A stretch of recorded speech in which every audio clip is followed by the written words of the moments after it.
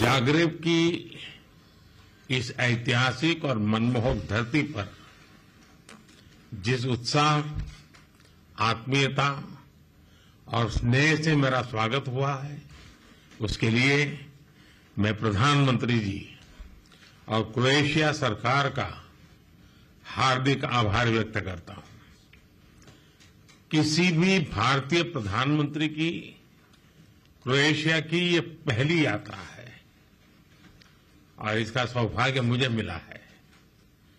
Friends, Bharat और Croatia लोकतंत्र, rule of law, pluralism और इक्वलिटी जैसे साझा मूल्यों से जुड़े हैं।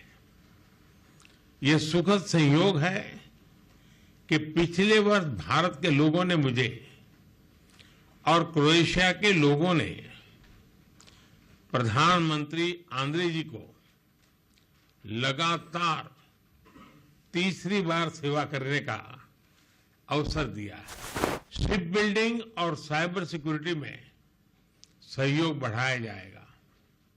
भारत की सागरमाला परियोजना के तहत हो रहे पोर्ट मॉडर्नाइजेशन, कोस्टल जोन के विकास और मल्टी मॉडल कनेक्टिविटी में क्रोएशिया की कंपनियों के लिए भी व्यापक अवसर है। हमने अपने एकेडमिक इंस्टीट्यूशंस और सेंटर्स के बीच ज्वाइंट रिसर्च और कोलैबोरेशन पर बल दिया है। भारत अपने स्पेस अनुभव को क्रोएशिया के साथ साझा करेगा। फ्रेंड्स, हमारे सदियों पुराने सांस्कृतिक संबंध आपसी स्नेह और सद्भाव का मूल है।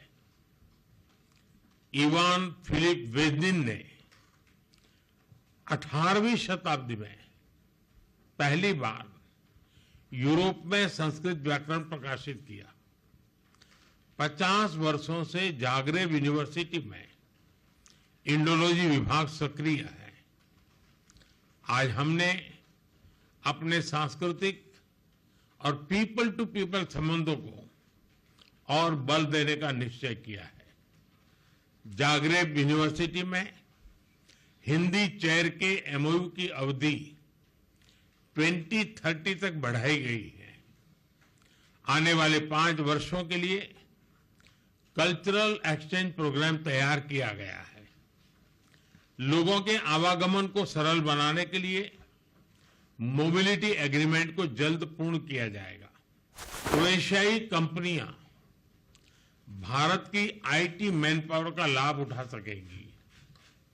हमने दोनों देशों के बीच टूरिज्म को बढ़ाने पर विचार विमर्श किया। यहां पर योग की लोकप्रियता को मैंने स्पष्ट रूप से अनुभव किया है। 21 जून को अंतर्राष्ट्रीय योग दिवस है और मुझे विश्वास है कि हमेशा की तरह क्रोएशिया के लोग इसे धूमधाम से मनाएंगे। फ्रेंड्स, हम सहमत हैं कि आतंकवाद मानवता का दुश्मन है, लोकतंत्र में विश्वास रखने वाली शक्तियों का विरोधी है। 22 अप्रैल को भारत में हुए आतंकी हमले पर संवेदनाओं के लिए हम प्रधानमंत्री जी और क्रोएशिया सरकार के हार्दिक आभारी हैं।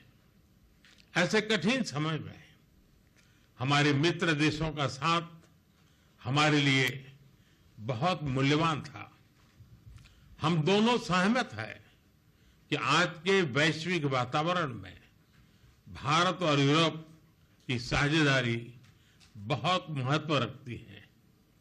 ईयू के साथ हमारी स्ट्रेटेजिक पार्टनरशिप को मजबूत करने में क्रोएशिया का समर्थन और सहयोग बहुत ही महत्वपूर्ण है। हम दोनों इस बात का समर्थन करते हैं कि यूरोप हो या एशिया, समस्याओं का समाधान रणभूमि से नहीं निकलता।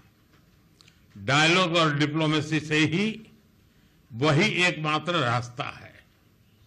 किसी भी देश की क्षेत्रीय अखंडता और संप्रभुता का सम्मान आवश्यक है। फ्रेंड्स, आज यहां बांसकी द्वारी में होना मेरे लिए एक विशेष पल है, जहां साक्सिनेस्की ने क्रोएशियन भाषा में अपना ऐतिहासिक भाषण दिया था।